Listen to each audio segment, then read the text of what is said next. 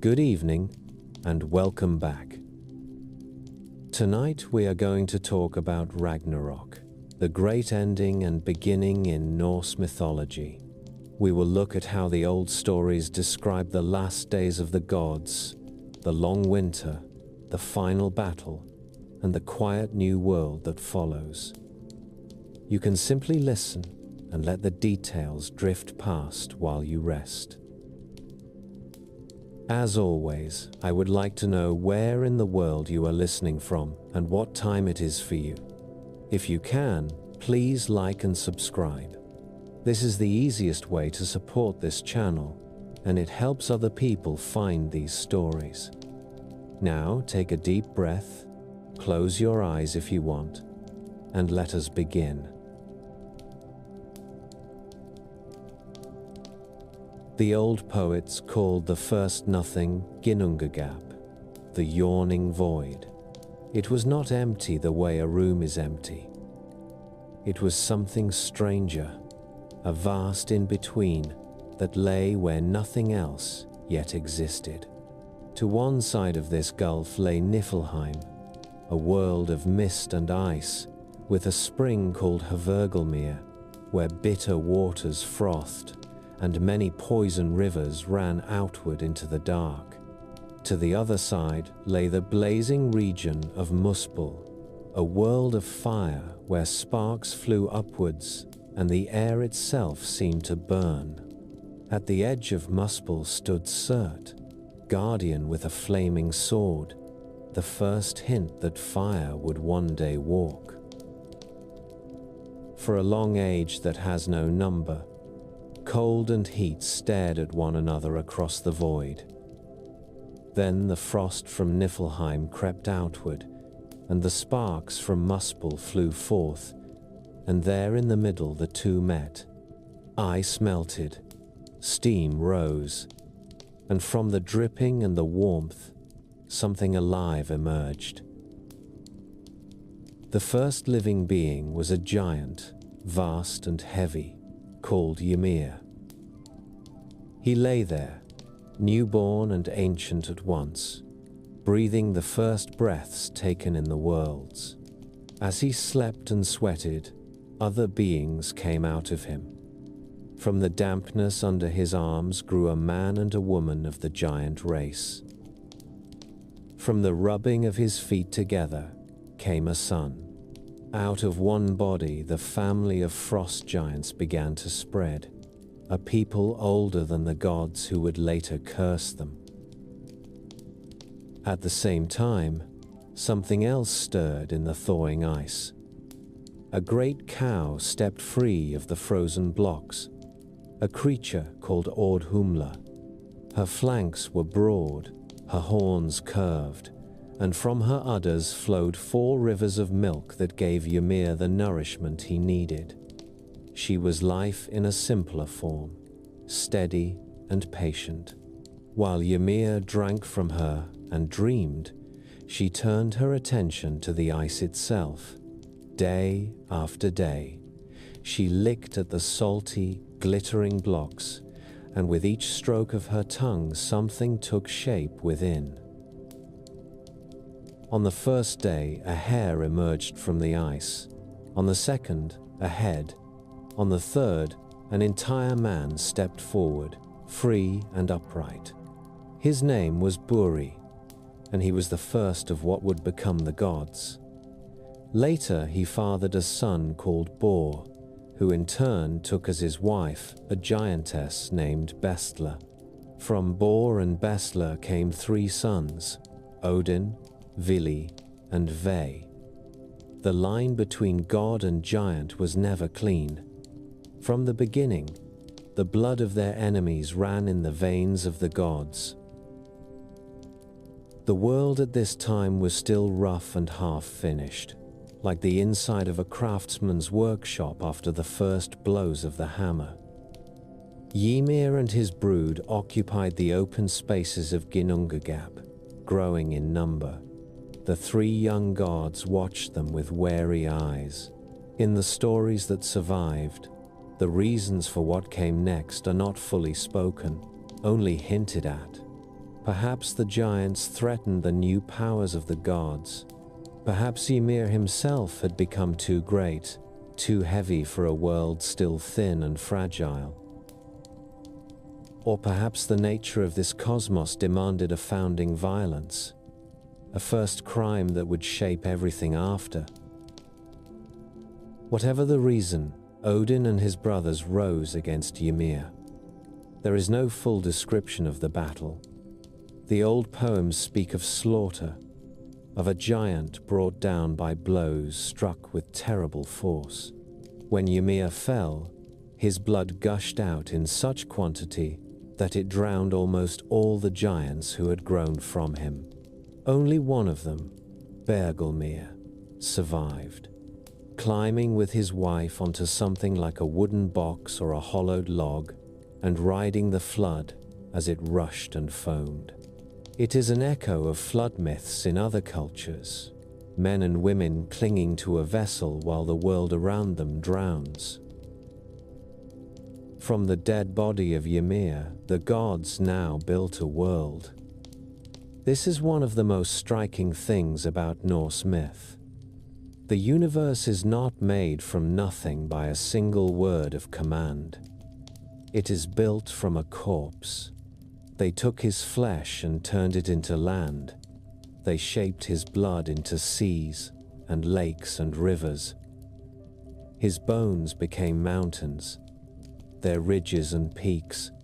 His teeth and broken bone fragments became stones and boulders. From his skull they raised the sky, a great dome above the earth, and at the four corners they set 4 dwarfs to hold it up, creatures named Nordri, Sudri, Ostri, and Vestri, whose names match the winds.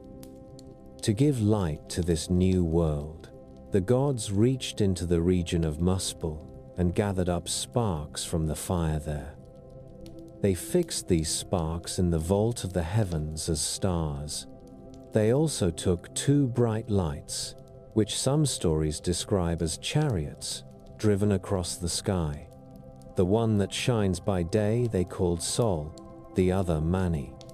In a curious twist, Sol and Mani were not only lights, but also beings in their own right. A sister and brother pressed into service.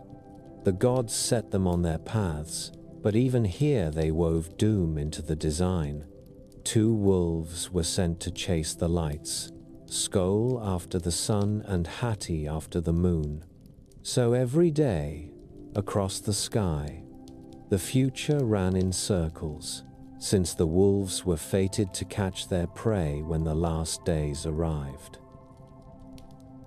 From Ymir's brain, the gods made clouds, grey and white and shifting, the restless mind of the slain giant lingering in the air. From his eyebrows they shaped a wall, a protective ring that would later be called Midgard, the middle enclosure, realm of men. Outside that ring, the land remained wild and dangerous, a place where giants still lived. Inside the circle, the gods began to plan a more ordered world, though the line between order and chaos would never be clean. In the places beneath and around this new earth, other realms took shape. Later, storytellers would speak of 9 worlds, connected by a single immense ash tree called Yggdrasil. They named Asgard as the high home of the Aesir gods, a place of shining halls and broad fields where the divine families gathered. They spoke of Vanaheim, the land of the Vanir gods, whose powers were tied to fertility, wealth, and the sea. They described Jotunheim, the land of giants, rocky and severe, where ancient powers brooded beyond the frontier. Niflheim remained as a cold and misty realm, with its rivers and its dread spring. Muspel burned, the distant home of fire and Surt. Alfheim belonged to the Light Elves, beings described as bright and subtle, while the Dark Elves, or dwarfs, occupied deep halls in another realm, working metal and stone. Somewhere in the roots of the world lay Hell, ruled by a queen of the same name, where many of the dead went who did not fall in battle. All these worlds were said to be bound together by Yggdrasil, the World Tree. The image of that ash tree is one of the oldest and strangest in Norse mythology. Its branches spread out over the heavens, its trunk rose in the center of existence, and its roots sank down into distant regions. One root extended toward the realm of the gods and the Well of Erd, a sacred spring where the Norns gathered. Another root reached into the lands of giants and touched the Well of Mimir, the source of deep wisdom. A third reached into Niflheim, where the dragon Nidhogg gnawed at the root above the spring Havelmir. The Norns, 3 women named Erd, Verdandi, and Skuld, tended the tree at the well that bears the name of Erd. Their own names speak of time, of what has happened, what is happening, and what will happen. Each day, they scooped water from the well and white clay from the surrounding ground and sprinkled it over the bark, keeping the tree from rotting. They also carved runes and measured destinies, not only for men but for the gods themselves. Fate in this world is not an abstract idea, but a set of lines and knots laid down by figures who stand beyond even Odin. Under Yggdrasil, the creatures of the cosmos quarreled and ate and suffered. Nidhogg chewed at the lowest roots and fed on the corpses of the dead. An eagle sat in the highest branches, its name not given, and a squirrel called Ratatosk ran up and down the trunk carrying insults between the dragon and the eagle. Deer grazed on the leaves. Somewhere in the tangle of wood and root, serpents writhed. Even the tree that held everything together was not safe from decay and conflict. The worlds were connected, but the connections were full of tension. Once the place of gods and men had been prepared, the new divine rulers turned their attention to living beings who would inhabit the circle of Midgard. They found 2 pieces of driftwood on the shore, one from an ash tree, one from an elm. These were only dead logs, pale and worn by the sea. Odin and his brothers worked upon them. Odin gave them breath and life. Vili gave them understanding and movement. Ve gave them shape, speech, and the senses, along with clothing and names. The man was called Ask, the woman Embla. The gods placed them inside the protective ring, under the sky made from a skull, upon the land made from a body, in a world already bound by the plans of the Norns. Ask and Embla were not created as masters of their world. They were fragile, brief sparks against the great darkness of time. They depended on the ring of Midgard to shield them from giants, and on the favor of gods whose own future was in doubt. In this arrangement, you can see something of the harsh reality that shaped Norse belief. People in the far north lived close to hunger and cold, surrounded by seas and steep coasts. Storms destroyed ships. Ice could kill livestock and men alike. You might feel, living there, that the world outside the small circle of your farm or village was always waiting to crush you. Midgard is that circle, given mythic form. Above this fragile human dwelling place lay Asgard, the high city of the Aesir. Through the later writings of people like Snorri Sturluson, we can walk its streets in imagination. There is Valaskjalf, the hall where Odin sits on his high throne and looks out over all the worlds. There is Bilskirnir, the great hall of Thor with its many rooms, a place fit for a god of storms and strength. There is Sesrumnir, the hall of Freyja, where she receives the slain women and men who come to her half of the heroic dead. Across the green field called Idavol stand other halls, each with its own stories. Yet even this city of the gods is no perfect heaven. It has walls that had to be built, defenses that had to be strengthened, and bargains that had to be struck, some of them costly. The gods who live here are not distant and flawless. Odin is the wise one, the All-Father, but he is also restless and hungry for knowledge, willing to sacrifice and to deceive. He traded one of his eyes for a drink from the well of Mimir, gaining insight into hidden things.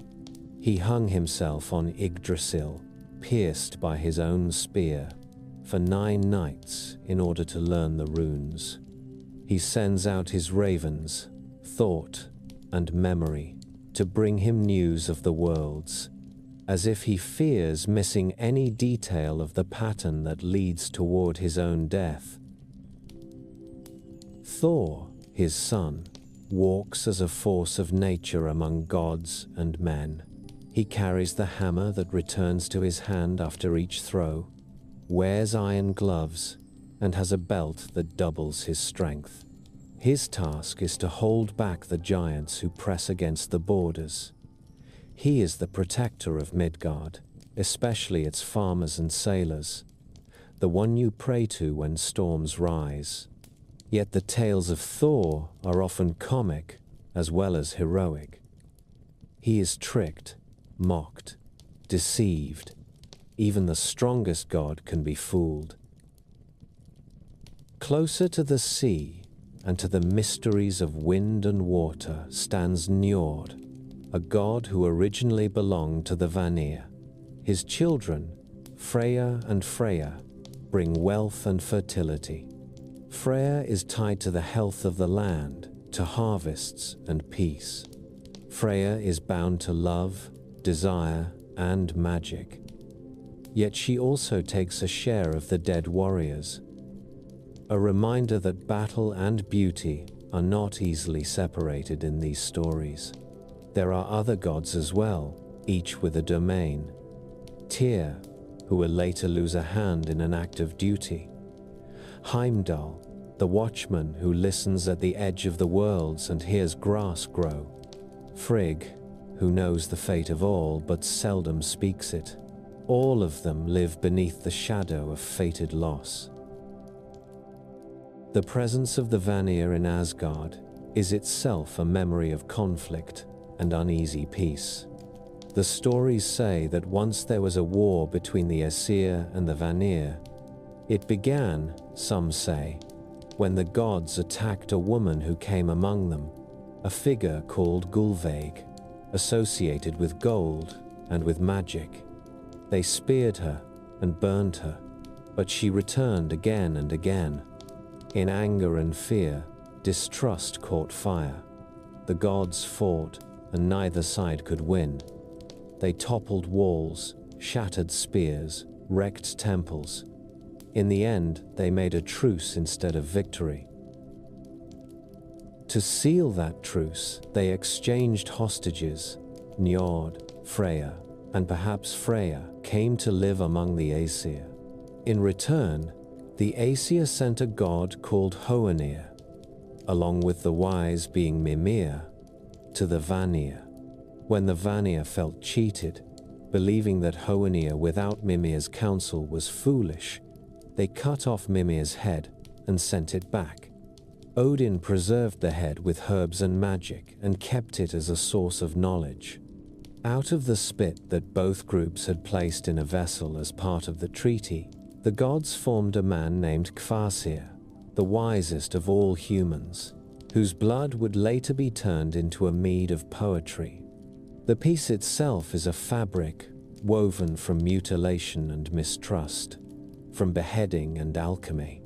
Even harmony in this world grows from wounds.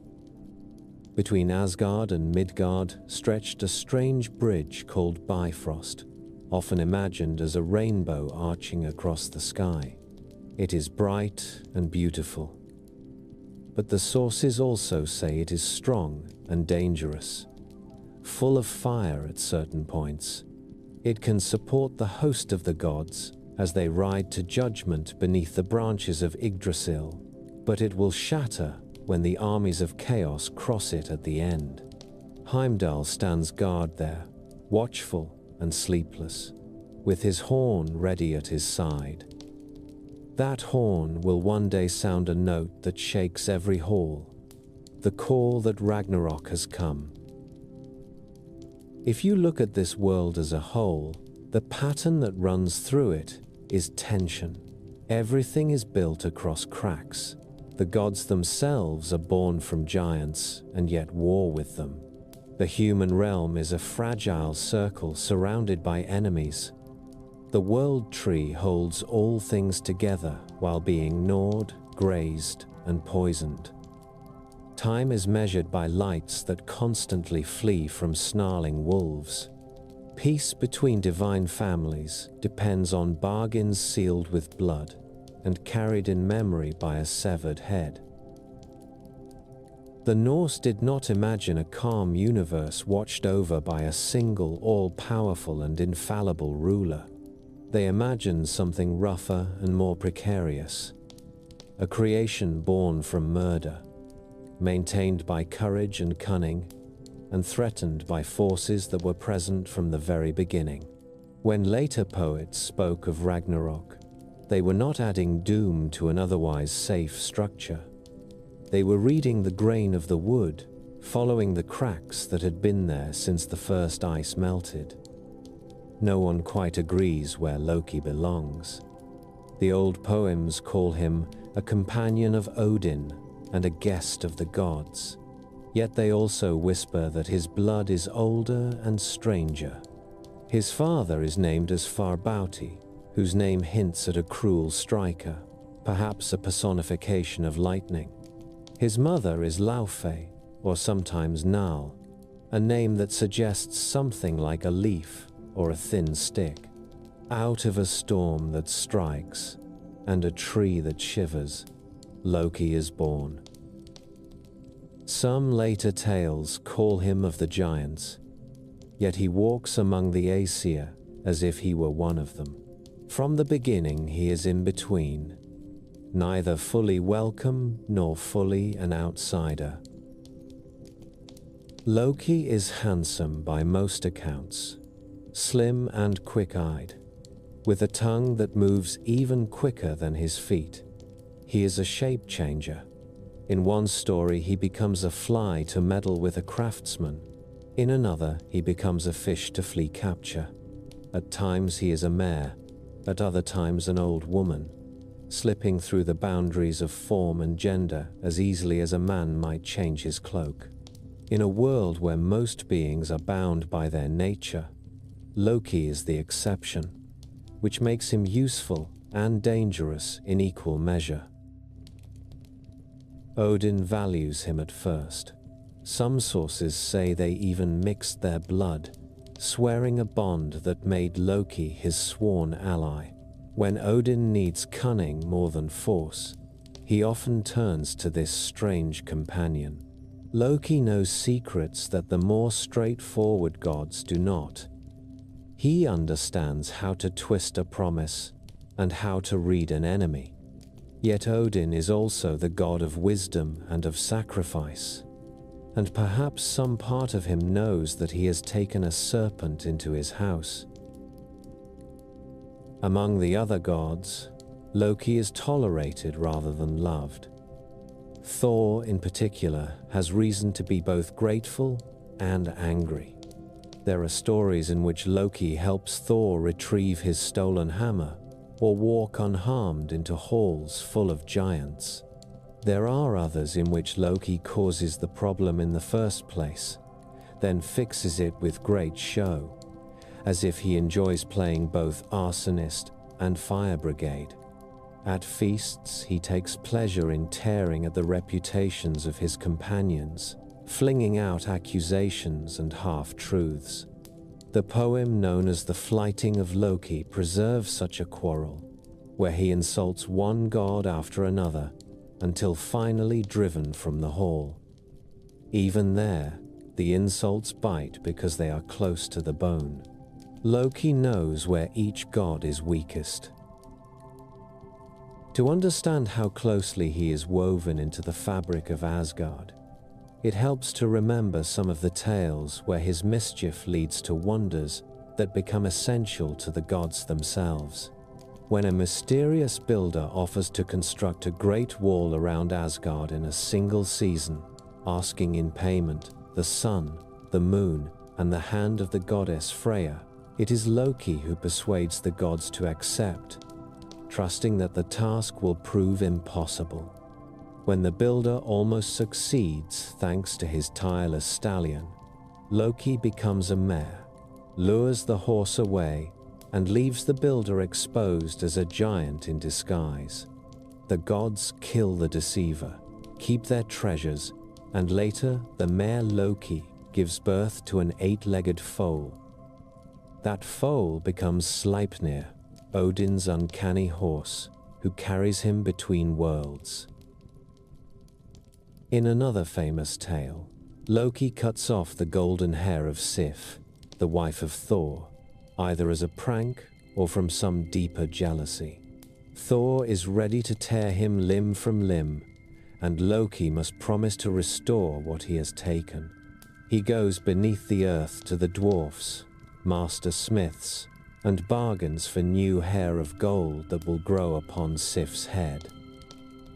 In the same journey, he manages to obtain from the craftsmen other wonders as well.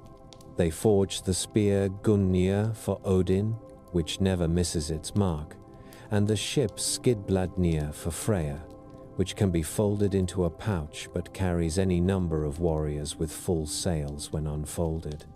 In a competition between dwarf smiths, they also make Thor's hammer, Mjolnir, with its short handle and terrible power.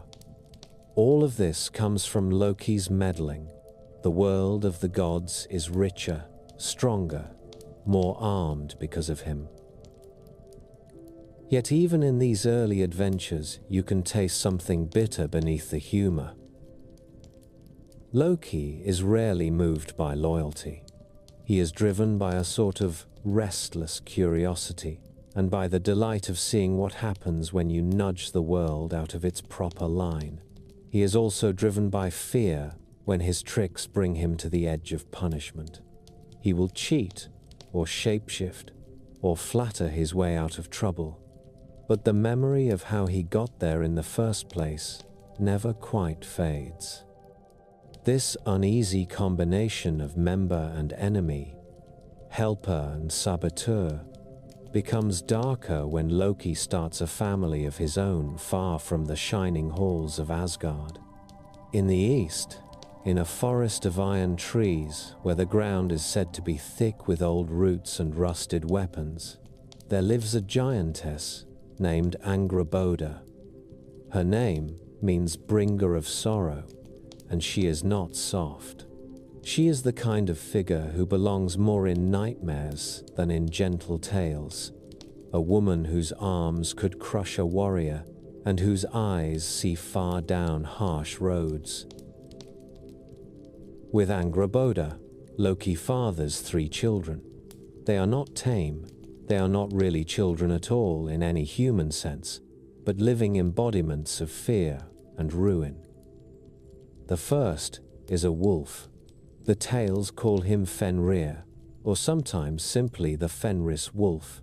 He is born the size of a hound and grows every day, jaws thickening, shoulders swelling. His eyes are keen and hot. There is a cunning in him that looks too much like the cunning of his father. The second is a serpent. This is Jormungandr, the great world serpent. When he is young, he can coil in a barrel, but he lengthens with each day. scales hardening, coils tightening, tongue tasting the air as if he expects to measure something vast. The third is a girl, Hel, whose body is divided in a way that no living creature should be. One side of her is like a living woman, pale and cold. The other is dark and marked like a corpse. You can imagine the whispers when the gods first hear of these three. Odin is not foolish. He knows that blood and prophecy run in the same channels. He goes out to learn more about the children of Loki and Angrboda, and what he hears is not comforting. The seers tell him that these beings are tied to the end. The wolf will one day swallow Odin himself. The serpent will fight with Thor and spew out poison that covers the earth. The girl will rule over an enormous realm of the dead and keep what she has been given. These are not descendants one can ignore. Odin decides, as he so often does, that harsh action now is better than disaster later. He sends for the three children, and the gods bring them into their world. For a time they will try to handle the problem by placing each monster where it seems most fitting, pretending that this is management rather than exile. First they deal with the serpent. The gods look at Jormungandr and see already that he will outgrow any cage they make on land. So Odin has him taken to the ocean that surrounds Midgard and flung into the deep. There the serpent begins to grow. He swims outwards, coils lengthening, until his body stretches around the entire world. In time he bites his own tail and rests in a ring beneath the waves, waiting. The presence of such a creature in the waters is a terrifying image, but it also fits the Norse sense of the sea as something unknowable and encircling, a danger that is always near the land, yet never fully visible. Sailors in those northern waters would have understood what it means to live next to a strength that can rise without warning. Next, they turn to the girl, Hel. Her divided body is a sort of sign that she belongs neither fully to the living nor fully to the dead. Odin decides that if she is bound to death, she may as well rule over it.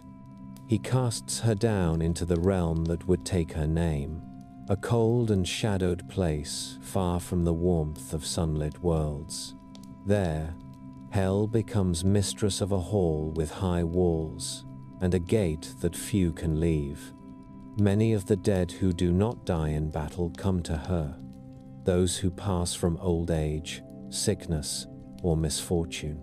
The sagas describe her hall in bleak language, with dishes that are hunger and knives that are famine, a bed called sickbed and curtains called misfortune.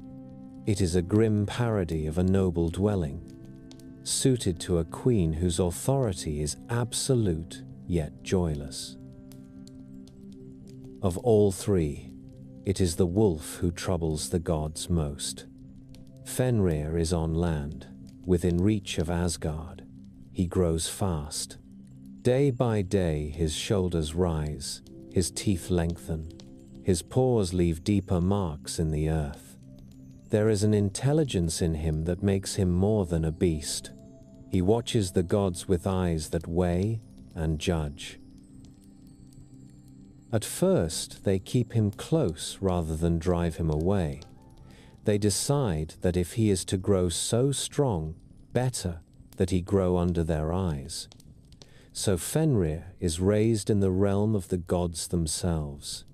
Only one of them, Tyr, dares to feed him and stand near him without fear. Tyr is the god of law and binding oaths, but he is also a warrior willing to put his body behind his words. He and the young wolf form a strange bond, a closeness that will later make what happens between them even more painful. As the years pass, the gods begin to see that they have not solved the problem but cultivated it. Fenrir walks now like a living mountain, jaws easily big enough to bite a god in half. When he opens his mouth, his lower jaw scrapes the ground and his upper jaw brushes the sky, or so the poets say. The gods tell themselves that he is still manageable, but in the private corners of their halls they confess that nothing in Asgard can hold him, should he choose to turn on them. Odin has not forgotten the prophecies. He knows that this wolf is the one fated to kill him at the end of days. Some part of him must wonder whether that future is completely fixed or whether action now can bend it. Yet in Norse myth, attempts to escape fate often twist into the very cords that bind it tighter. The gods decide that Fenrir must be bound, not as a prisoner of war might be bound, but in a way that makes it impossible for him to roam freely. To accomplish this, they resort to a test. They forge a heavy chain called loading and approach the wolf with smiles and jest. They suggest that it would be entertaining to see how strong he has become, to see whether he can break such a mighty restraint. Fenrir is not foolish. He eyes the chain and the gods, then allows them to wrap it around him. With a flex of his muscles and a jerk of his limbs, he snaps loading as if it were a twig.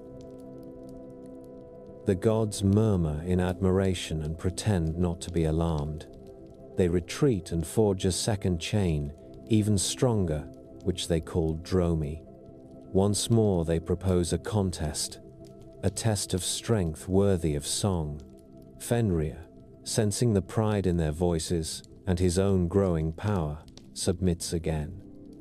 This time, the chain resists longer, creaking and biting into his fur. But in the end, he surges against it and shatters it. Iron flies, fragments skid over the ground. The gods laugh with forced cheer. Voices a little too high. Inside they feel the cold water of fear rising. Now they know no ordinary chain will hold him. They turn to the dwarfs, those master smiths of the hidden places of the world, and ask for something stranger. The dwarfs understand that this is no simple commission. They craft a binding that looks nothing like an iron chain. They call it Gleipnir. It is thin and soft, almost like a ribbon, smooth to the touch. Yet it is made from things that do not seem solid at all. The dwarfs list the ingredients with grave satisfaction. The sound of a cat's footsteps, the beard of a woman, the roots of a mountain, the sinews of a bear, the breath of a fish, the spittle of a bird. These things, the tale says, no longer exist in the world because they were used up in the making of Gleipnir. It is a playful way of explaining why such impossible items cannot be found. It is also a way of saying that the chain is woven from the gaps and secrets of reality, from negative space. Such a binding is hard to imagine and harder to break. Armed with Gleipnir, the gods go to an island called Lyngvi, which lies in a lake surrounded by steep shores. They invite Fenrir to join them there. The mood is light on the surface. They carry Gleipnir as if it were a toy. When the wolf sees the slender band, his eyes narrow. The gods say that this is only a little challenge, a bit of sport. Surely, if he could burst chains like Dromi, he can break this tiny thread. The contest will make his fame even greater. Fenrir looks from the ribbon to the faces around him. He has grown among these beings. He knows how they smile when they lie. The softness of Gleipnir alarms him more than any clank of iron. Something in him, perhaps some instinct for magic, understands that this is no ordinary restraint.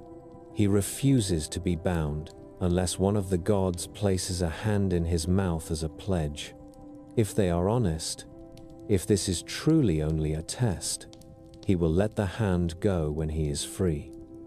If they are deceiving him, the hand will be his payment. This demand spreads a moment of silence among the gods. They glance at one another, and no one steps forward. To place your hand in the jaws of Fenrir is to risk never drawing it back. Finally, Tyr, who has always fed the wolf and stood nearest him, steps forth. He extends his right hand and sets it in Fenrir's mouth. The trust between them, built over years, lies now between teeth and tongue. The other gods wrap Gleipnir around the wolf's legs and body. Then they give the signal. Fenrir strains. He twists and digs his claws into the ground. He throws his weight against the binding with all his might. The ribbon does not break. The more he fights, the tighter it draws. The gods sink Gleipnir's ends deep into the earth and fasten it with a heavy stone. They drive another iron weight into the ground, then anchor the bond even further. The wolf thrashes, realizing now that he has been tricked, that the talk of games was a lie. In that moment, Tyr does not pull away. He keeps his arm where he placed it, because a pledge is a pledge, even in betrayal. When Fenrir understands that he cannot break free, his jaws snap shut. Tyr's hand is severed at the wrist. Blood falls to the ground. The god of binding oaths has paid the price of this binding with his own body. From that day on, he walks one-handed. Fenrir howls. The sound is said to travel through all the worlds. A promise of hate. He snaps at anyone who comes near, so the gods thrust a sword into his mouth, the hilt against his lower jaw and the point between his upper jaws, forcing his mouth open. Slaver and blood fall from his tongue and become a river. Some tales give this river a name, a way of saying that even the drool of such a creature is not ordinary. Bound and gagged, he lies there, and the gods leave him. He is not dead. He is simply held until the day the bonds break. In this scene, you can feel the double edge of what the gods have done. On one hand, they have protected themselves and the worlds from a monster who almost certainly would one day have turned on them. On the other, they have broken trust with a being they raised among them and have maimed one of their own to do it. They have used deceit to solve a problem that prophecy created. In doing so, they have sharpened the hatred that waits inside the wolf. When the day of Ragnarok comes and Fenrir's bonds finally give way, his rage will not be fresh. It will be old, carefully cultivated by long years of choking helplessness. Loki watches all this. The sources do not always say where he stands or what he feels, as his son is bound and another of his children is thrown into the sea, and a third is thrown down into the realms of the dead. One can imagine him laughing or pretending not to care. One can also imagine a colder anger lodging in him, an understanding that the gods who enjoy his tricks are quick to turn on anything that frightens them. Whatever passes behind his eyes, the fact remains that his family is scattered and turned into instruments of doom. The world serpent sinks into the ocean, the wolf lies bound on the island, and hell reigns in the depths. Loki remains in Asgard for a time, still joking, still traveling, still solving problems that he has helped to cause. Yet the balance has shifted. There are now 3 great forces tied to his blood that reach into every corner of the cosmos: sea, death, teeth. When the seers of the North spoke of Ragnarok, they did not imagine the final war as a simple clash between heroes and villains. They imagined a reckoning between those who try to hold a fragile order together and those who have been chained, drowned, or exiled to preserve that order. Loki and his children stand at the heart of that storm. The gods will one day face not only their enemies, but the consequences of their own bargains.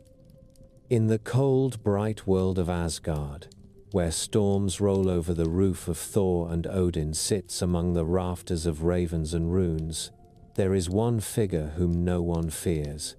His name is Balder. The old poems call him the best of the gods and say that no unclean thing can be spoken in his hall. He is described as fair of face, with hair that seems to catch the light, and with a presence that softens tempers and brings quiet even to those who live by the sword. If Odin is the mind of the gods and Thor is their arm, Balder is something like their conscience and their hope. Around him, for a time, the world feels less harsh. He is the son of Odin and Frigg, queen of Asgard, and in him both parents see a promise. Odin, who has sacrificed eyes and comfort to see into dark futures, may look at Balder and imagine that there is still something pure in a world built from a corpse. Frigg, who knows many fates but seldom speaks them, surely looks at her son and wishes that knowledge were not always so heavy. For a long span of years that no one counts exactly, life in Asgard goes on with its usual mix of feasts and quarrels, travels and battles. Giants plot beyond the edges of the ordered world. Men in Midgard hunt and sow and kill one another and tell stories about the gods who live above them. Loki moves among the halls with his quick smile and sharper jokes. The wolf lies bound on his island. The serpent sleeps in the deep. Hel sits on her high chair in her silent hall. Then Balder begins to dream. The dreams are not like ordinary wanderings of the sleeping mind. They are heavy and repeat themselves with a grim patience. Night after night, Balder sees shadows closing in upon him. He sees himself fall, pale and silent, and the world around him grow colder. In some versions of the tale, he sees flames and darkness and hears distant wolves. In others, the images are vaguer, but the feeling is the same. Doom has turned its eye toward him. Balder is not a coward. He has grown up in the same world as Thor and Tyr, but the dreams gnaw at him. Even a brave man can be broken by what he cannot fight, by a phantom that returns each time his head touches a pillow. In the end, he goes to the council of the gods and tells them what he has seen. There is concern, and there is a kind of irritation as well.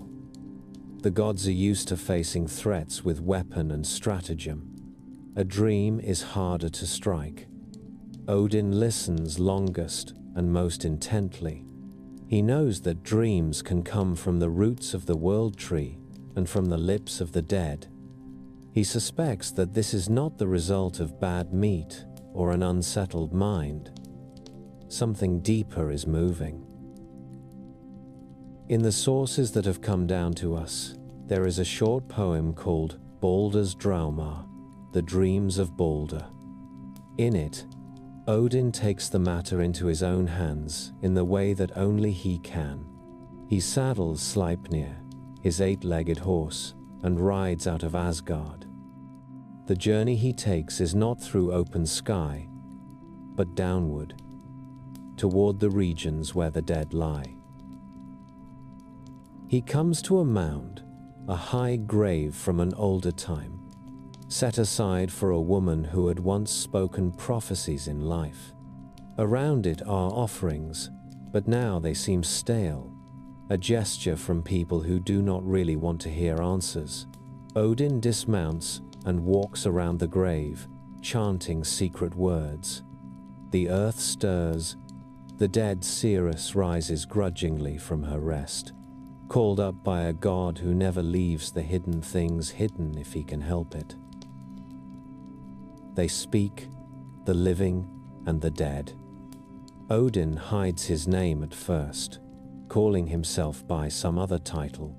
He asks her why the benches in Hell's halls are covered with fresh straw, and why the drinking vessels are polished and ready.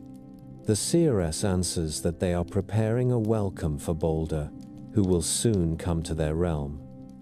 With each question, Odin tries to push the doom further away, as if clarity could be delayed by stubbornness. With each answer, the truth comes closer. At last, she calls him by his real name and tells him that his effort is useless. Balder will die. The seeress sinks back into the earth, and even Odin must ride away with less comfort than he brought. When Frigg hears all this, something in her refuses to accept it. She is not a god of war or schemes. She is a mother. If the world itself has turned against her son, she will speak to the world. She takes an idea from the customs of her time. Among the people of the North, oaths are serious things, binding words that shape behavior. What if she could convince everything that exists not to hurt Balder? Not just everyone. Everything. They gather in the Thing Place, a field where matters are often decided. Balder stands there, unarmed and unafraid, while the others form a loose circle around him. One by one they pick up whatever is at hand and hurl it at him. A stone that would shatter a door bounces off his chest as if it were made of feather. A spear that could skewer a giant glances aside without even tearing his tunic. Thor throws his hammer in a carefully measured arc. It strikes Balder squarely and rebounds, harmless as a tossed apple. The gods laugh, not cruelly, but with the laughter of people who think for a moment that they have found a corner of the world where nothing bad can happen. Some scholars looking back have seen in this scene hints of rituals in which a chosen person might stand for a god who is struck in a ceremonial way. But in the story as we have it, the main point is clear. The gods have turned prophecy into a game. They stand there, amused, while fate waits and watches.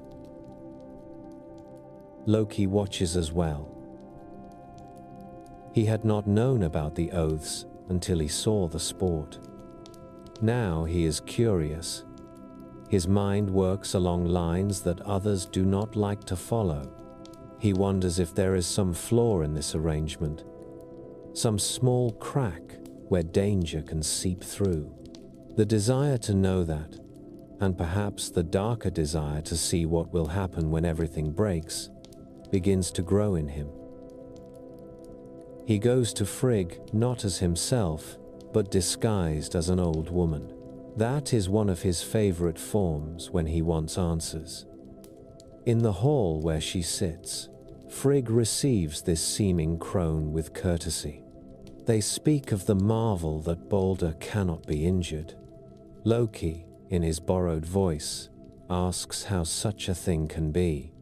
Frigg, pleased and perhaps a little proud of her work, explains that she has taken oaths from every being and every substance. The old woman asks the natural question, every single thing. There is a pause. Frigg admits that there was one little shoot she omitted. East of the hall, she says, there grows a young plant called mistletoe. It seemed too small and too young to be dangerous. She did not ask it to swear. Loki leaves her then, mind turning as quick as a fish in a stream. He He goes out to find the plant. Mistletoe is a strange thing. It does not grow from seed sown in soil, but from berries spread by birds. It lives on the branches of other trees, sinking its roots into them and drawing sustenance, something between a guest and a parasite. Among later Christians, it would become a symbol of peace or stolen kisses. Here, in this older tale, it is still only a pale green growth clinging to an oak or apple in the cold air. Loki cuts a piece of it and shapes it into a dart, or perhaps a slender spear. In some tellings, it is little more than a twig. In others, it is a crafted weapon. What matters is that it is the one thing in the world that has not promised to spare Balder. Back in the gathering place, the game continues. Gods hurl stones and spears and laugh as they bounce away. In the midst of this circle of bold throwers stands a figure who is not joining the sport. This is Hodra, brother of Balder, a strong god but blind. He hears the shouts and the laughter and knows something is happening, but he cannot see the center of it. He stands a little apart, staff in hand, perhaps feeling both curiosity and a sting of exclusion. Loki approaches Hodra with the mistletoe in his hand and a bright eagerness in his voice. "Why do you not throw something at Balder?" he asks. Hodra answers with the obvious. He cannot see where Balder stands and has nothing to throw besides. Loki offers to solve both problems. He places the shaft of mistletoe in Hodra's hand and guides his arm. He promises to direct the throw so that Hodra will share in the amusement, like the others. There is no sense in the sources that Hodra knows what he is doing. He trusts the voice at his ear. He draws back his arm and casts the mistletoe, thinking that he is joining a harmless sport. The little weapon flies true, guided by a mind that knows exactly where to send it. It strikes Balder full in the chest. There is a sound, but it is not a laugh. It is a quiet, ugly sound of something entering flesh. The mistletoe shaft pierces Balder where nothing else could.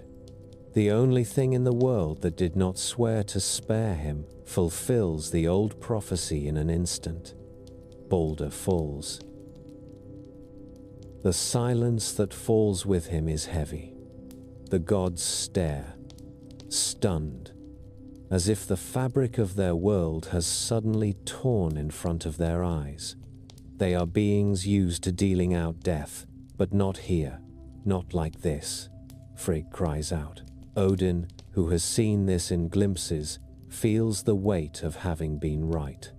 Hodra stands there, blind and bewildered, gripping the empty air where the shaft once was. Loki, if he is still visible, has already begun to move away. What follows is not battle but grief. Balder lies dead, and the gods must decide what to do with the body of their brightest one. They build a pyre that is also a ship. Balder's vessel is called Hringhorni, said to be the largest of all ships. They haul it down to the sea, but it is so vast that they cannot move it. They send for a giantess named Hyrrokin, who comes riding a wolf with serpents as reins. With a single shove, she pushes the ship into the water, so hard that the earth shakes and the rollers under the keel burst into flame. They lay Balder upon the deck. His wife Nanna, overcome with grief, dies as well and is placed beside him. His horse is led to the ship, saddled and bridled, to accompany him to the other world. Thor lifts his hammer and consecrates the pyre, perhaps with the same gesture he uses in blessings and marriages, a reminder that fire and union walk close together in this mythology. As the ship is set ablaze and pushed out, a dwarf named Lita runs beneath Thor's feet or stands in the wrong place, and Thor, irritable in his sorrow, kicks him into the flames. The writers preserve this small and grim detail as if to say that death attends death, chaos attends grief. While the smoke rises and the ship burns on the water, the gods think about what can still be done. The dead go to different places in this cosmos. Warriors chosen by Odin and Freya find their way to halls of battle and beauty. Others go to the cold realm of hell. Balder, though he is a god, has died a death that leads him to Hell's Hall. Frigg asks if any among them will ride down to Hell and ask for Balder's release. It is Odin's son Hermod who volunteers. He takes Sleipnir and travels for 9 nights through dark valleys that no living man has seen. At last he comes to the river Gjoll and crosses the bridge that spans it, which is said to be roofed with shining gold. The maiden who guards the bridge is surprised that the sound of his horse echoes so loudly, as if more riders than one had passed. It is a hint that Hermod carries not just his own life, but the weight of all the hopes behind him. He rides on to the gates of Hell's Hall. With a great leap, Sleipnir carries him over them, rather than simply through, as if to show that this is a visit and not a submission. Inside, he finds Balder seated in a high place, pale but unhurt. The Hall of Hell is described as large and cold, with long tables and a gloom as heavy as wet wool. Hermod spends the night there. In the morning, he goes before Hel herself and makes his plea. She answers in a measured way. She will let Balder return to the gods, she says, if every single thing in the world weeps for him. Not only people, not only gods, everything that exists. If all weep, it will show that Balder is truly as beloved as they claim. If any refuse, he must stay where he is. Hermod returns to Asgard with this condition, and the gods send messengers out into all the worlds. The news goes from hall to hut, from stone to stream. It is said that men and women weep, and so do beasts and birds. Fire crackles with a sound like sorrow. Metals ring in a lower tone. Trees shed leaves like tears. Stones sweat moisture. Even the ground seems to grieve. In some retellings, this is the one moment when the entire creation is united in feeling. Then the messengers come to a cave where a giantess sits. Her name is Thok, which may mean something like thanks or a grudging noise, or it may be a name chosen because it sounds rough. They tell her of Balder and ask her to weep with the rest. She looks at them with a flat eye and refuses. Let Hel keep what she has, she says. She claims that Balder never gave her any joy and that she owes him no tears. The messengers suspect what we are meant to suspect. Thok may not be a true giantess. She may be Loki in another shape, hiding in the shadows as he so often does. Whether this is true or not, the effect is the same. Because one being refuses to weep, Hel's condition is not met. Balder must remain in her hall. The gods hear this and understand that the door has closed. Their brightest one will not walk among them again in this age. He will sit on his high seat in Hel's realm until the end of days, when he is fated to return in a new world. In the meantime, there is an empty place in Asgard, and there is an anger that does not easily find a target. Odin looks at Hodra, the blind god whose hand cast the killing dart. In some traditions, he has another son, Vali, conceived for the sole purpose of vengeance. Vali grows to full strength in a single day and kills Hoda. Violence answers violence. Yet even this does not truly settle accounts, because Hoda was a tool, not the mind behind the deed. That mind belongs to Loki. His act is not a careless prank, but a deliberate choice to tear out the heart of the divine family. After some time, during a feast in the hall of the sea giant Aegir, Loki's simmering malice boils over. In the poem called The Flighting of Loki, he stands in the midst of the gods and pours out insults on each of them, dragging up old shames and secrets.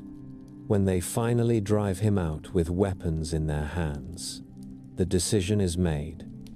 The time has come to catch the trickster and bind him as they bound his son. Loki flees. He goes into the mountains and builds a house with 4 doors so he can watch in every direction. By day, he sits in the form of a salmon in the streams, sleek and hard to grasp, and he thinks about how to avoid nets. He ties cords together in a pattern that will become the first fishnet, then burns it when he hears the footsteps of his pursuers. Odin, who is not easily fooled, reads the pattern in the ashes and understands the idea. The gods weave their own net, go down to the water, and drag the river. Loki swims, quick and clever, but Thor stands at the end of the stream. When the salmon tries to leap past him, Thor snatches him by the tail. To this day, people in the north joke that this was why salmon have such narrow tails. The gods bind Loki in his own shape and take him away to a cave. There they bring 2 of his sons. In some tellings, their names are Nafi and Vali. The gods turn one of the boys into a wolf, and in his frenzy he tears his brother apart. They take the entrails of the slain son and use them as cords to tie Loki to 3 stones. 1 under his shoulders, 1 under his loins, 1 under his knees. When the cords have been fastened, they transform into iron chains. The cruelty of the scene is not softened. Loki, who has sown the deaths of others, sees his own child turned into tool and ruin. Above him, the gods hang a serpent that drips venom from its fangs onto his face. The poison burns like fire where it touches skin. His wife Sigyn stays beside him, holding a bowl above his head to catch the falling drops. For long stretches of time she stands there, arms aching, keeping the venom from him. Only when the bowl is full must she turn away to empty it. In those moments, the poison falls on Loki's face, and he writhes against his bonds so violently that the earth itself shakes. People feel these tremors and call them earthquakes. So Loki lies bound beneath the worlds he has troubled, with the memory of his son's screams in his ears, and venom scoring lines of pain into his skin. Above, the gods live on, but the ground beneath them has changed. Balder is gone. The wolf waits. The serpent sleeps around the rim of the world. In the dark, the one who helped set all this in motion twists and endures, nursing a hatred as patient as frost. The bright death of Balder did not bring the sky down at once. After the burning ship had slipped beneath the waves, and the smoke had thinned into the upper air, life in the worlds went on. The gods still walked the fields of Asgard. Thor still swung his hammer against giants that pushed too near the borders.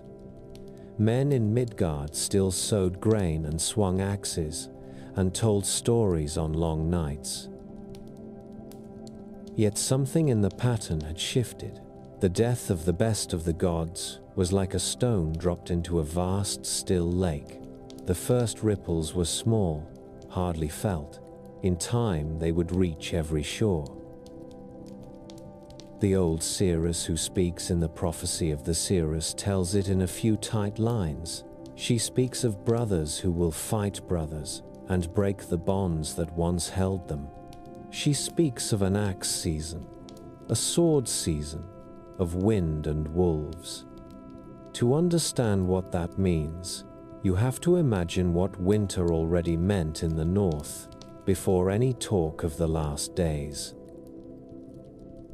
For the people who first shaped these tales, winter was the season that tested every choice they had made in the year. If they had cut enough hay, the animals lived. If they had misjudged the weather, the animals died, and so might their children. Snow could trap a farmstead for weeks. Sea ice could seal harbors.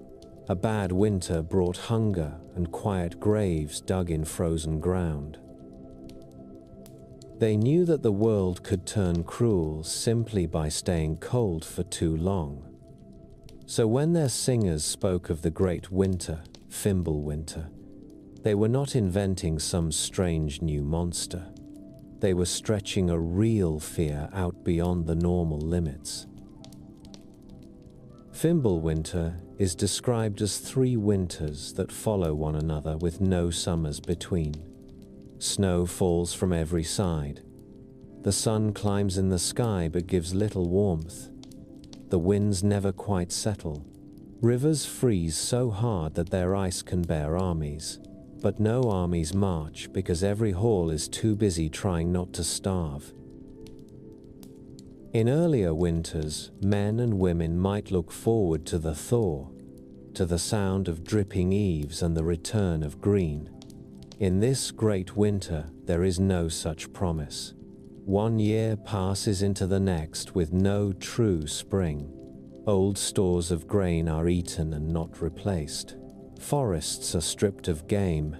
Sweating smiths stand in cold forges because there is no spare fuel for ironwork.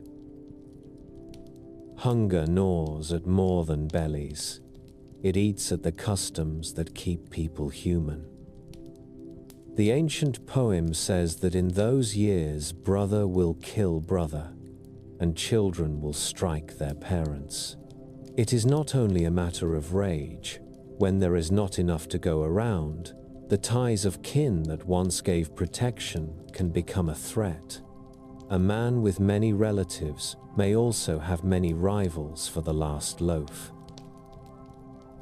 Law, which in the north grew from the gathering of free men around stones and under open sky, begins to fray. The Thing meetings where disputes were settled and fines agreed become rare or meaningless. Why pay a fine when silver cannot be eaten and the man you owe may not live till the next snow melt? Why honor an oath when your children are crying in the dark? Saga writers who lived centuries after these myths were first sung still remembered what it felt like when kin turned on kin and the land was eaten bare. Icelandic stories tell of winters when people boiled leather to chew, when they ground bark into their flour, when they slipped out at night to take what they needed from a neighbor's store. Fimbulwinter is that memory taken to the level of myth. It is a picture of human society turned inside out by cold. But the signs of coming Ragnarok are not only in the hunger of men, they write themselves into the sky. Remember the wolves that have chased sun and moon since the first days. Skoll runs after the bright chariot of the sun. Hati follows the pale path of the moon. Day after day they draw near, their paws finding purchase in the strange air of the upper sky, their breath a thin frost in the heights. Each sunset, each eclipse, might be a moment when jaws close and light almost vanishes, only to return again. During the years of Fimbulwinter, those chases grow shorter. Perhaps people in Midgard glance up more often, wondering why the light seems weaker even on clear days. Then, one day in that steel-colored sky, Skoll catches the sun. The stories say that he swallows it whole. There is no great explosion described, only the cruel simplicity of a mouth closing and light going out. Night falls at a time when day should still have been long. Cold deepens in a way that has nothing to do with weather. If any fires still burn in hall hearths, they seem very small. Not long after, his brother catches the moon. Hati closes his jaws, and the gentle light that has guided hunters and sailors since the first voyages is gone. For a brief time, the stars burn alone, scattered sparks above a world that no longer knows dawn or dusk, only a steady black vault. Then the stars themselves are said to vanish. It is as if the skull of Ymir that the gods once raised as a sky has finally cracked. At the same time, voices are heard that are not human. On the plain outside the halls of Valhalla, where the chosen dead train each day with spear and sword, a rooster begins to crow. His name is Gollinkambi, Golden Comb, and his cry is not thin and homely. It is a blast of sound that cuts through the restless whisper of armor and talk. He stands high on a gable and calls a warning that the warriors might not yet understand, though they feel their hands tighten on their weapon hilts. In the world of giants, somewhere among cliffs and black forests, another rooster answers. His feathers are perhaps a darker color, his voice rougher. He wakes the ancient enemies of the gods and tells them that the time they have been waiting for is close. Down in hell, in that realm of cold halls and slow fires, a third bird shakes its wings. Some say this one is flame red, that its feathers gleam like live coals. Its cry rouses the dead who still remember battle and hate, stirring their old wounds. These three calls give a strange rhythm to the ending of things. It is not only an abstract doom, it is a muster, a rallying of hosts on every side. The warriors in Valhalla who thought they were training for honor now learn that they were also training for an actual war. The giants who brooded on past defeats now feel their anger burn hot again. The dead in hell, who had settled into long waiting, now hear that there is one more struggle ahead. As all of this unfolds, the world tree Yggdrasil begins to feel the strain. The poets say that it shudders from root to crown. The dragon below gnaws with new fury. The squirrel runs faster with its messages of malice. The deer that graze upon its leaves rear back in fright as the branches sway. At the Well of Erd, the Norns stand and watch. They still sprinkle water and white mud on the bark, trying to keep it whole. But they also know that the fates they once carved will not be uncarved. The creaking of the great ash echoes through all the worlds, as if a ship much larger than any known vessel is grinding across stone. Mountains shake. Those who live under the earth are not spared. The dwarfs in their carved halls hear stone dust fall from the ceilings and see their lamps flicker. In some versions of the story, they groan in fear at every doorway, knowing that the age of miners and smiths is sliding away. In the deep places near Niflheim, a hound begins to howl. His name is Garm, and he is chained in front of a cave or a rocky cleft. His eyes blaze, his chest is stained with blood. Each time he pulls at his bonds, they scrape on stone with a sound that travels outward like a crack in ice. Later tellers would say that Garm and the wolf Fenrir are echoes of the same terror. But here he is a separate guardian whose agitation means that barriers are weakening.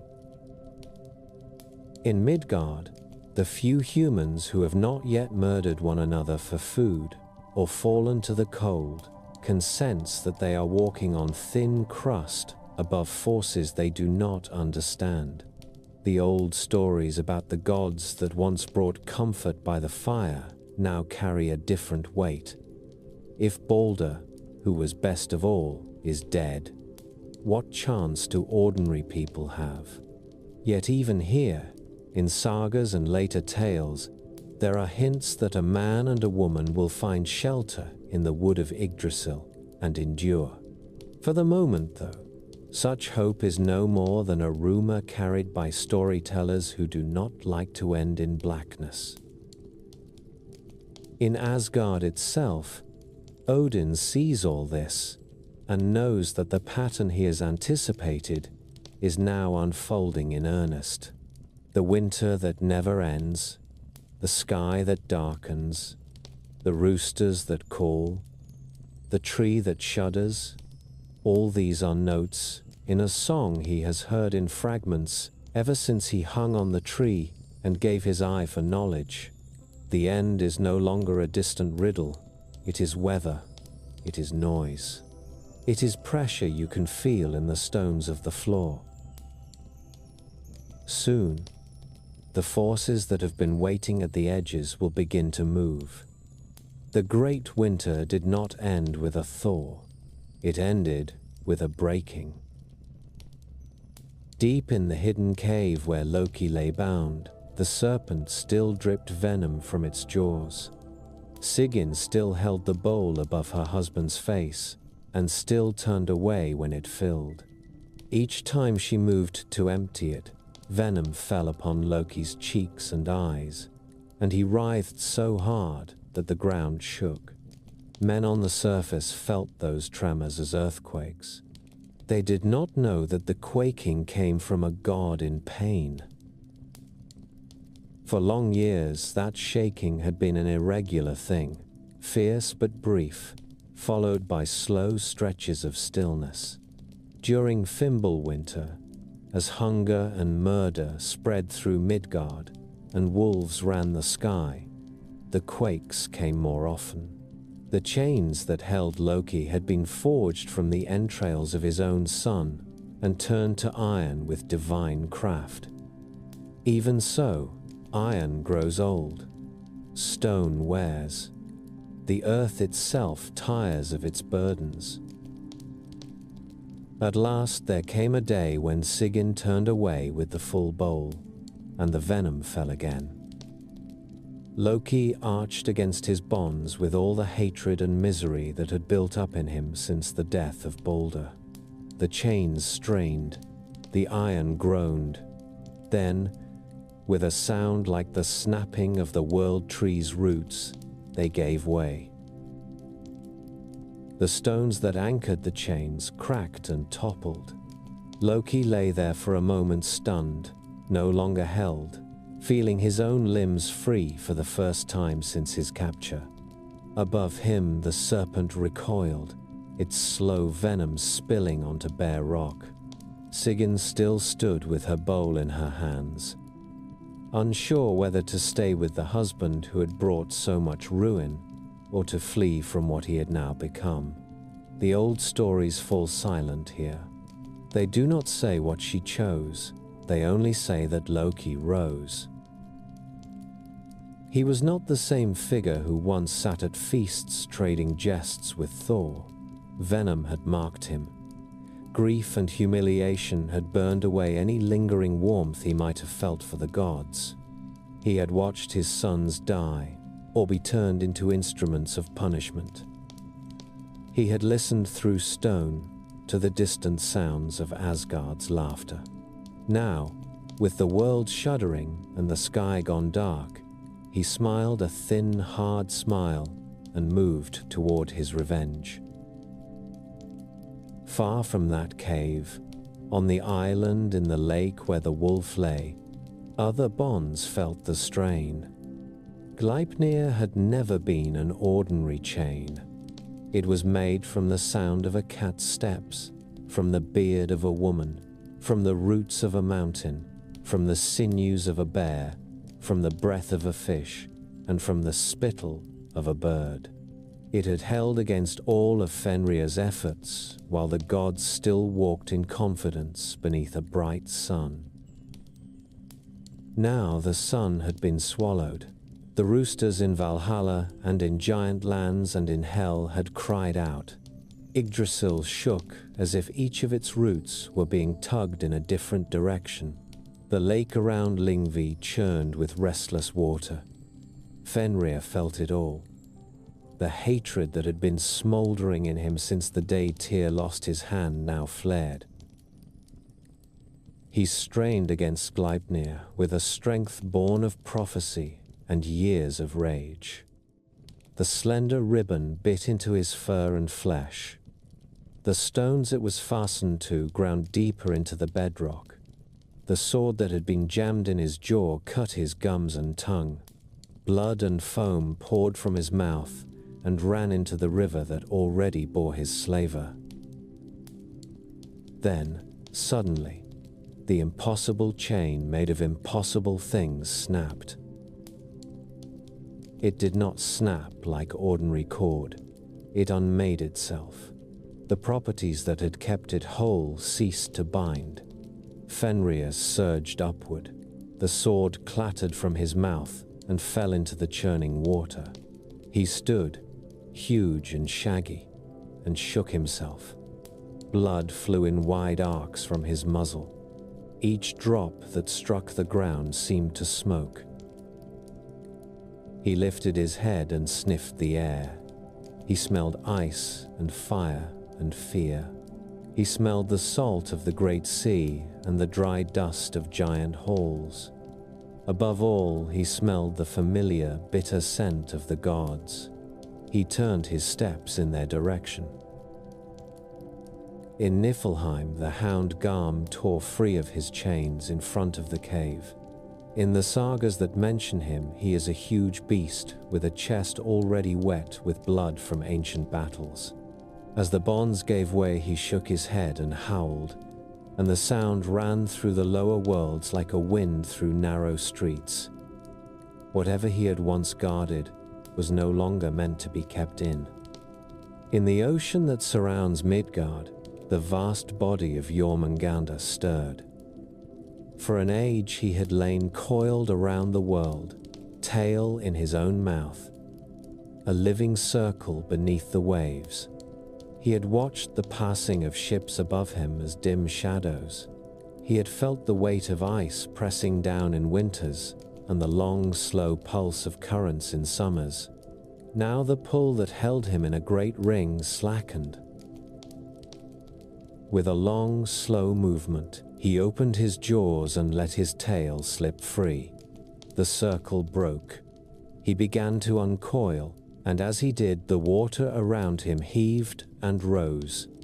His head came up, then his neck, then coil after coil of massive scaled body. Seas roared, coasts flooded. Ships that still clung to harbors during the great winter were lifted and thrown like toys. Poison dripped from his tongue.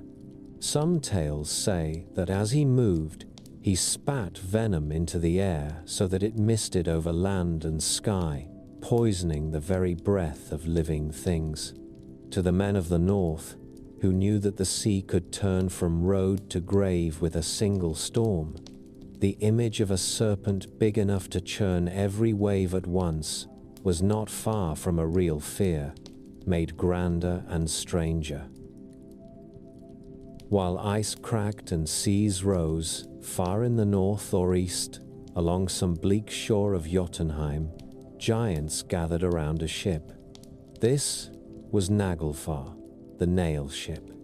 It had been building quietly for a very long time, though no one swung hammers on its hull. Instead, every untrimmed nail of every dead man and woman added itself to its substance.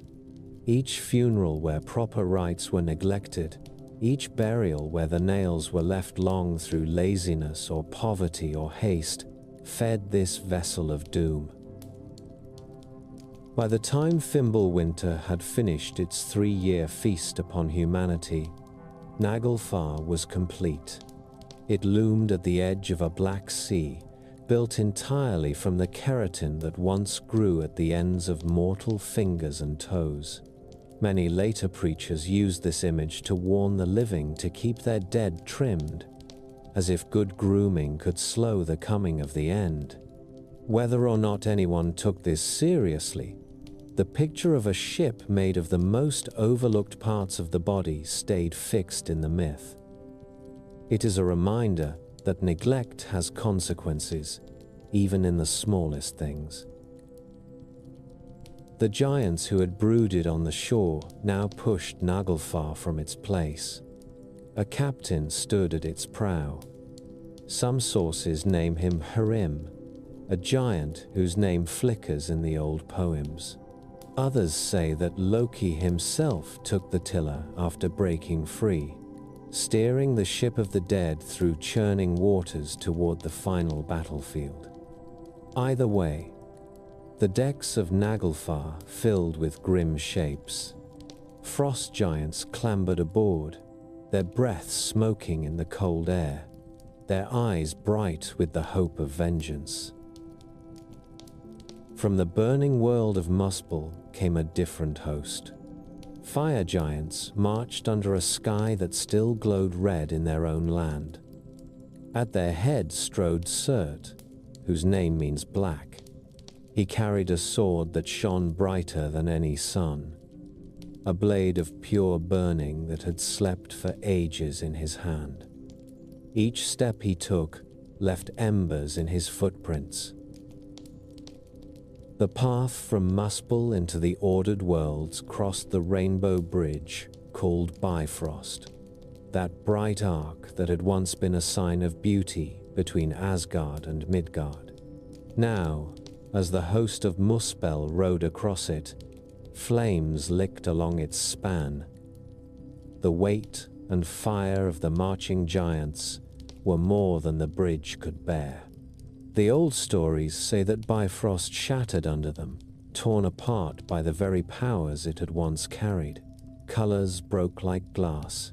Fragments of light fell into the chasm between worlds.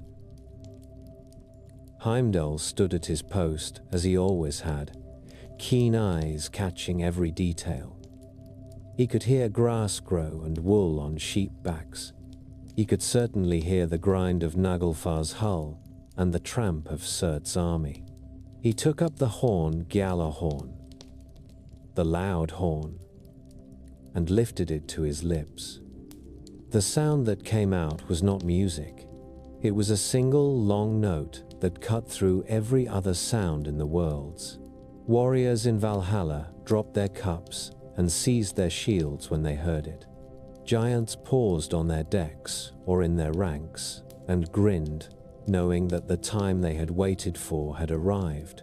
Even the dead in hell shifted on their benches. The horn's call reached under mountains to the dwarfs and along the branches of Yggdrasil to the deer and the eagle. It woke whatever had not yet understood that this was the great hour. In Asgard, the gods heard the horn and rose. Odin, who had known for so long that this day would come, still felt the chill run up his spine. He could hear in the horn blast not only danger, but the end of waiting. He moved at once to do the last things that could still be done. He saddled Sleipnir, that strange horse whose 8 legs carried him faster than any other steed. He rode not first to the armory or the drill field, but to the roots of Yggdrasil, down to the well of Mimir. The well lay in the giant lands, and Mimir's head still guarded it, preserved by herbs and magic from decay. Odin had given one of his eyes for a drink here long ago. Now, at the end of all his seeking, he came back for a final counsel. We are not told every word that passed between the one-eyed god and the severed head. The writers only say that Odin spoke with Mimir and received wisdom. Perhaps he asked if there was any path that avoided the fated outcome. Perhaps he already knew the answer and came only to stand once more at the place where he had first bound himself to knowledge. Whatever insight he gained, when he took the road back to Asgard, his face was set. Up in the halls of Valhalla, the Einherjar were already assembling. These were the slain warriors whom Odin and Freya had chosen from battlefields across the ages. Each day they had fought for sport, wounds closing at dusk. Each evening they had feasted on the endlessly renewed flesh of the boar sire Hymnir and drunk mead from the udder of the goat Heidrun.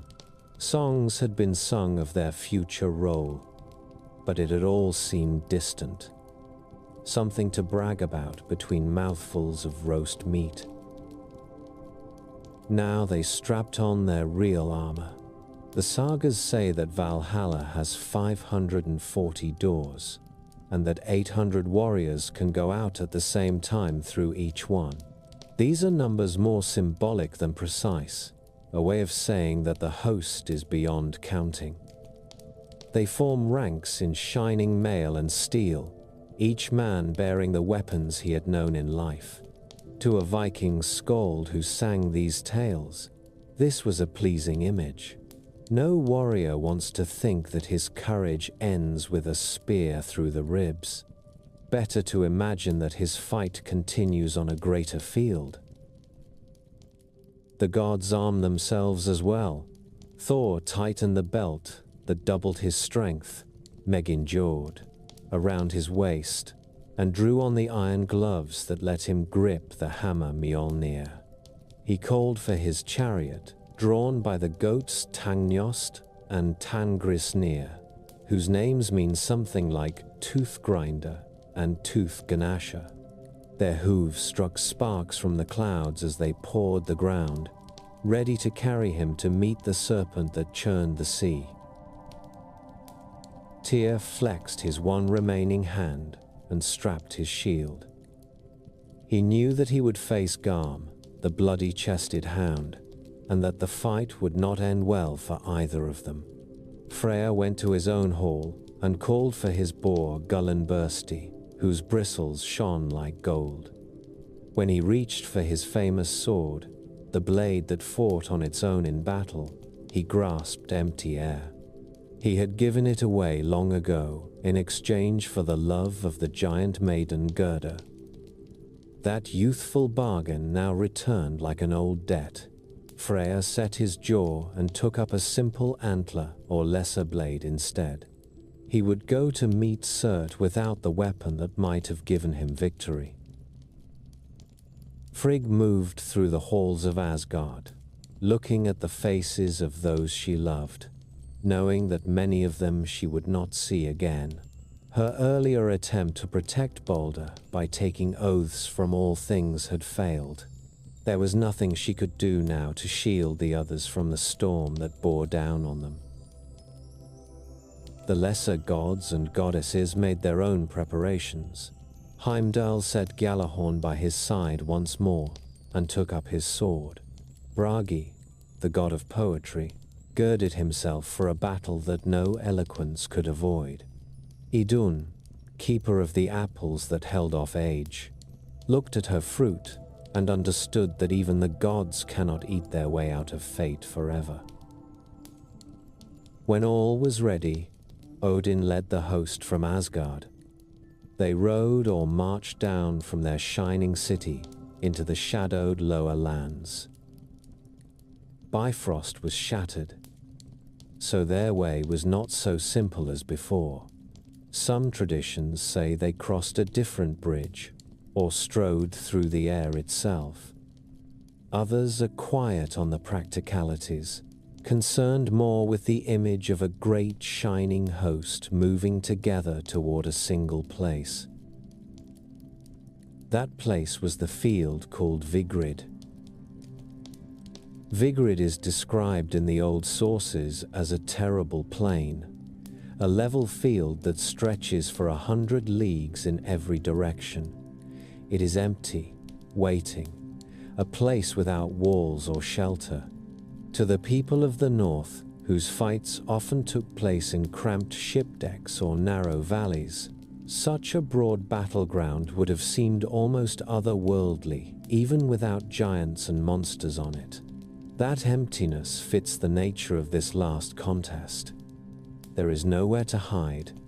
There is nowhere to fall back. There is only meeting. From one side came Naglfar, carrying Loki and the giant captains and whatever dead hell had sent to fill its ranks. Cracked ice floated beside the hull. Frost flakes and broken nails stuck to the planks. On board, weapons glinted in hands, long, rotten, or newly armed, depending on which teller you follow. From another side came Jormungandr, his coils raising waves that crashed upon the plain. Where his belly scraped the seabed, it tore up long scars that would later be riverbeds or chasms. His head moved from side to side above the water, golden eyes fixed upon some distant shape that only he could see. From the rim of the world came Surt and the fiery army of Muspel, their swords and spears casting a glare that turned the dark sky into a moving furnace. Each breath they exhaled steamed and shimmered in the air. From below and from behind hills and broken rocks came Fenrir, shoulders brushing peaks, jaws parting in a grin that was all hunger and hate. Foam dripped from his teeth. His eyes gleamed with the memory of the day the gods had tricked him on the island. Every step he took brought a gust of air that smelled like slaughter. From Asgard and from the green field, it of all came Odin and the Aesir, followed by the great wings of the Einherjar ranks.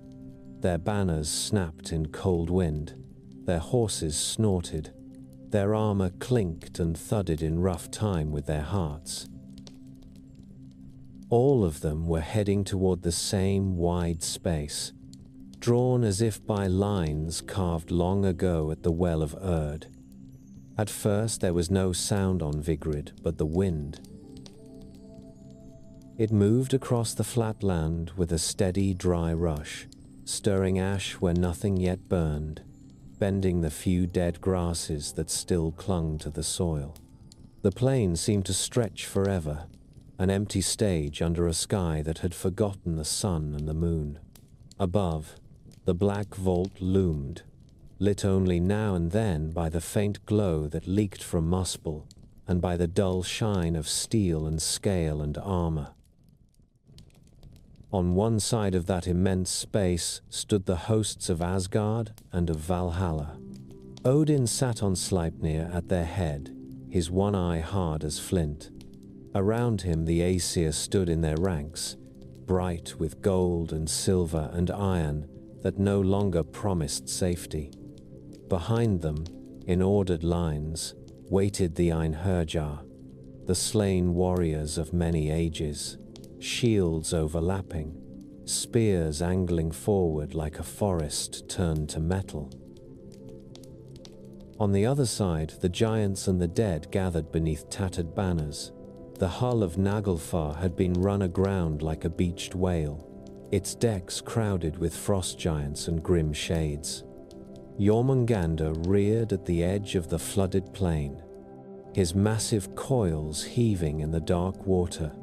Fenrir loped along the flank of the host, his shoulders higher than the tallest hall in Asgard. his fur thick with old frost and dried blood. From behind them marched the fire giants of Muspel, with Surt towering above his warriors, his burning sword held low so that its light threw monstrous shadows across the ground. For a heartbeat or two, all these forces faced one another without moving. It was as if the universe itself held its breath. Then Odin lifted Gungnir. The spear that had never missed, the weapon that had been forged in dwarven forges when the world was young, rose straight and bright in his hand. He spoke words that the skulls did not preserve, but that the ravens would remember. Then, with a shout, he drove Sleipnir forward. The host of the gods surged after him. Hooves struck the hard ground. The clang of armor and the rattle of mail rang out. War cries in many tongues rose together. A rough choir of men who had learned in life to love the moment when battle finally comes and waiting ends. The enemy answered. Giants bellowed and beat their shields with axe hafts. Hell's dead marched forward with the slow, steady step of those who no longer fear wounds. Jormungandr writhed and opened his vast jaws, spewing venom that hissed when it touched the earth. Fenrir broke into a run, each stride earth-shaking. When the two hosts met, the sound was like a mountain falling on a mountain. The sagas do not give us every detail. They do not list each clash of shield against spear, each shout of alarm or victory. They point instead to certain points on the field, bright knots where the greatest forces met, and they tell us what happened there. Odin rode straight toward the wolf. He had known this meeting was coming since he sat under the hanging bodies in his own hall and listened to the prophecies of the dead. He had seen glimpses of it in Mimir's well and in the runes he tore from the world tree. Still, the knowing of a thing is not the same as standing in front of it. As he approached Fenrir, the wolf seemed to grow with every pace, his shadow spreading like spilled ink across the plain. The god held Gungnir leveled. His ravens wheeled above him, uncertain where to land on a field where so much flesh would soon lie.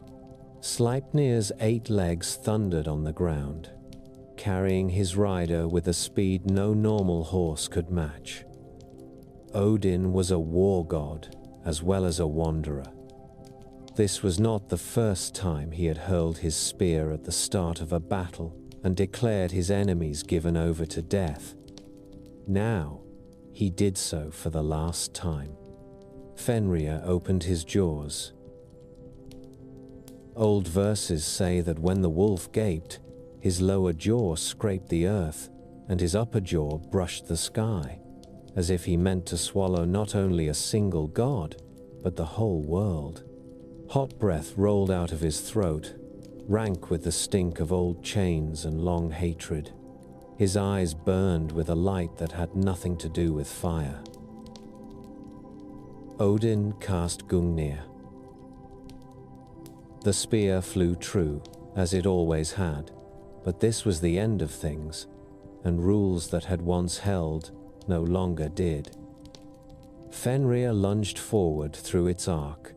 The weapon glanced off his thick hide or buried itself without slowing him. In another moment, Odin and his horse were within the line of those jaws. The wolf closed his mouth.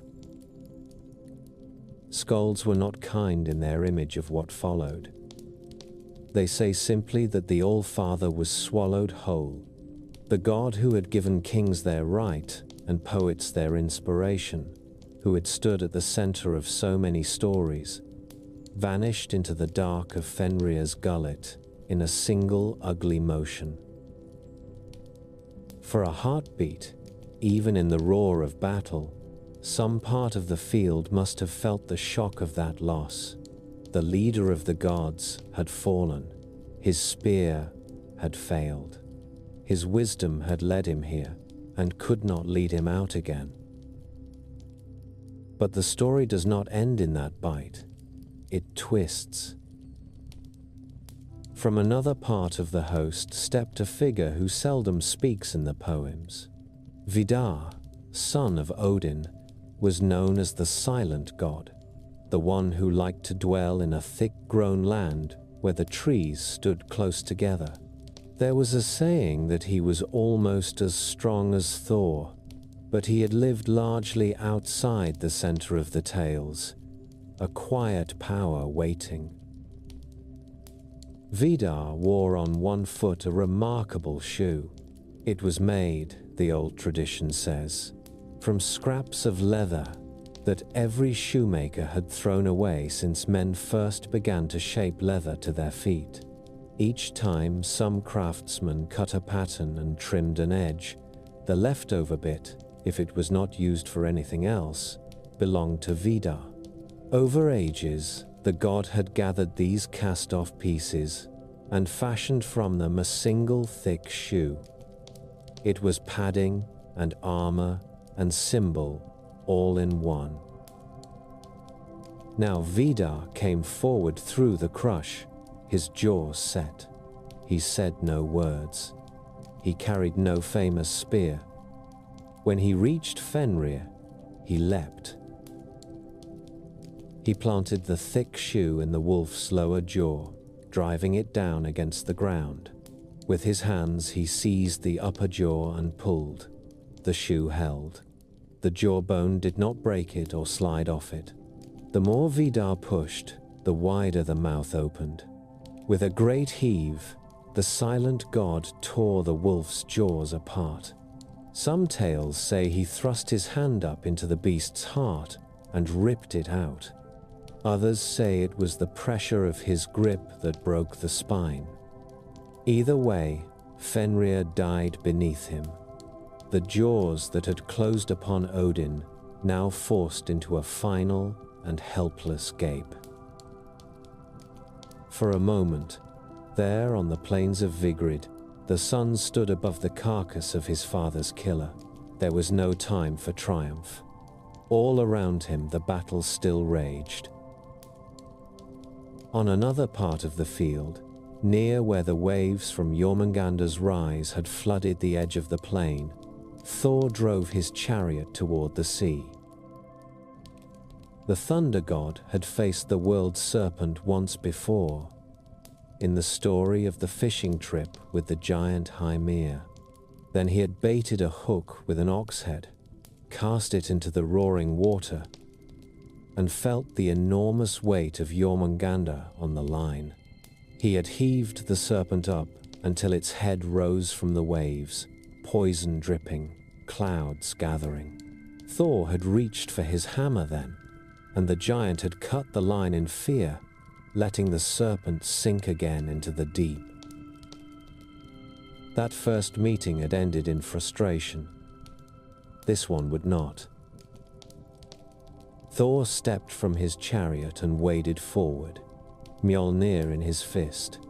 Water foamed around his legs. Some verses say that he strode out so far that the waves reached his waist. Others say that the sea itself shrank back from him. Thunder rolled above, though no natural clouds remained in the sky. Jormungandr rose to meet him, vast body coiling, head looming over the shallows. The serpent opened his mouth and spat poison. It blasted across the field in a thick green haze, hissing where it touched armor and skin. Warriors on both sides fell, choking where they stood. Thor lowered his head and walked into it. The venom burned his skin and lungs, but he kept going, each step a deliberate act of will. Mjolnir felt heavy in his hand, but when he raised it, the hammer still moved, as if it preferred to fight rather than rest. With a shout that cut across the rattle of the battle, Thor hurled the hammer. It flew through the poisoned air and struck Jormungandr squarely. The impact shook the plain. Lightning lanced outward from the point of contact. The serpent's skull cracked. Its coils thrashed, smashing ships, crushing giants and men alike. For a long, breathless moment, it seemed as if both combatants hung poised between life and death. Then Jormungandr fell. The great body crashed down, its tail beating the water in final spasms that raised waves higher than any storm had ever done. Poison continued to seep from its jaws and scales, spreading over the field. Thor staggered back. He called Mjolnir to his hand, and it came, but more slowly than usual, as if distance had grown longer in this last age. He took 9 steps away from the fallen serpent. On the 9th, he stopped. The venom that had seeped into his body took him then. His legs failed. The hammer slipped from his fingers. Thor, protector of Midgard, god of thunder and storms, fell dead on the field he had saved from the coils of the world serpent. Elsewhere, Tyr met Garm, the god of law and binding oaths, who had given his hand long ago to the jaws of Fenrir, now faced another hound whose chest was stained with blood. There is less song about this meeting, but the old texts are clear on its result. Tyr and Garm fell upon one another and tore at flesh and armor both, and neither walked away. The god who had accepted pain to keep a promise died in a struggle that no law could prevent. Freyr rode forward on his shining boar Golinbursti, the creature's golden bristles casting light in the gloom. He carried in his hand not the legendary sword whose loss he would now regret, but a lesser weapon. In some tellings, an antler torn from a great stag. He faced Surt, who strode at the head of the fire giants like a walking brand. Surt's sword blazed more brightly than anything else on the field. Its light cut through the darkness, reflected in the eyes of men and beasts, drew shadows out long and thin. He swung it once, twice, and whole ranks of warriors went down. When he and Freyr met, it was like the meeting of summer and a forest fire. Freyr was strong and swift, and he had the favor of fertile fields and calm seas behind him. He fought well.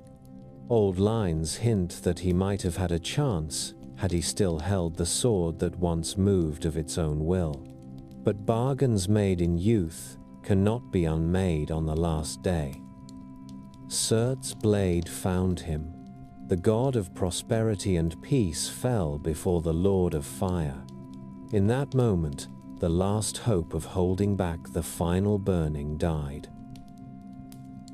Heimdall and Loki also found each other in the chaos.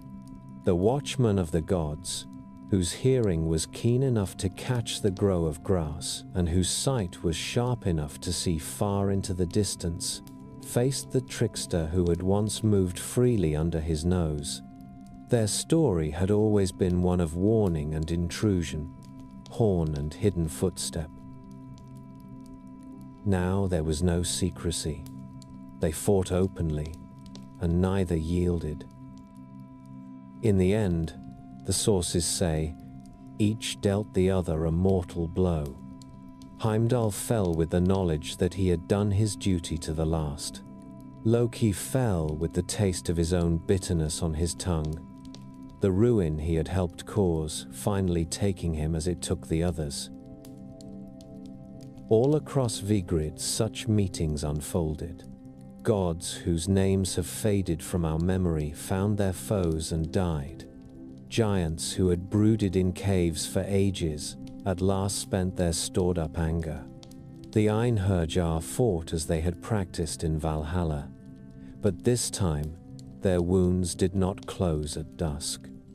Spears pierced, blades cut, flesh tore, blood soaked the ground until the plain that had seemed bare at dawn was a red and trampled field by whatever light still remained. Through it all, the world tree shook. Yggdrasil groaned as if each branch bore a new and terrible weight. In its roots the dragon gnawed with renewed fury. The Norns watched from their well, their work of watering and tending now a gesture of respect rather than a real hope of preservation. Above them, the bridge that had once linked Asgard to the lower worlds lay in shards, its bright colors scattered like fallen leaves. Then Surt lifted his sword high. He had killed and burned enough flesh. Now his roll widened. The blade that had shone brighter than any sun rose against a sky that held no lights at all. When he brought it down, it was not upon a single foe. It was into the world itself. Flame leapt where the point struck. It ran along the ground like oil fire, but there was no water that could quench it. The blaze climbed trees and licked at mountains. It flashed along the branches of Yggdrasil and curled around the trunks of the forests of Midgard. It leapt to the shattered pieces of Bifrost and turned their prismatic fragments into sparks. Fire spread into the halls of gods and men alike. Roof beams that had held feasts and judgments for centuries went up in moments. The longhouse and the palace burned together. Heat rolled out in waves that turned air into a shimmering curtain. Under that fire, the very earth seemed to shift. Mountains sagged and sank. The seas boiled where the flames touched them. The land buckled. The old poems say that the earth would sink into the sea, that waves would close over it, and that only ash and steam would remain for a while where so much life and story had once been. For a time there was only fire and water and the sound of things breaking. Surt's sword had done its work. The flames that leapt from its edge spread over fields and mountains and the very branches of the world tree. Seas rose boiling to meet them. The plain of Vigrid sank beneath waves that hissed and steamed. Halls of gods and halls of men alike collapsed into smoke and foam. Then, even the roaring quieted. What remained was a wide stillness, heavy and deep, as if the world had been dropped into a dark pool and all movement had gone down with it. Long moments passed that were not counted in days or years. The sky, if there was a sky, had no lights. Out of that stillness something moved. From the water a new earth rose, green and fresh. This is how the old poems say it. The land comes up again from the sea, not as a charred ruin, but as a place washed clean. Valleys open where there had been plains. New mountains lift their shoulders through mist. Grass spreads over slopes that have never known footprints. Streams run clear along paths they carve for the first time.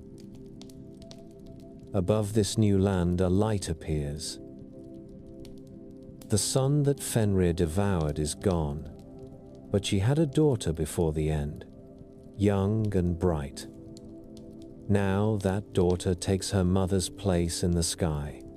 She moves in a course that feels both familiar and new, shining on leaves that glisten with fresh water, on hills with no graves, on shores without ships.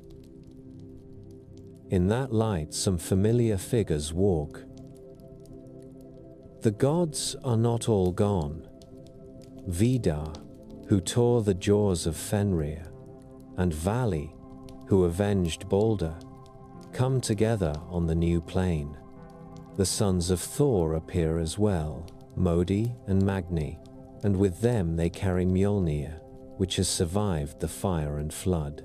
In time, Balder himself steps forth from the realm of Hel, and with him comes Hodra, no longer cursed by the blind throw that Loki guided.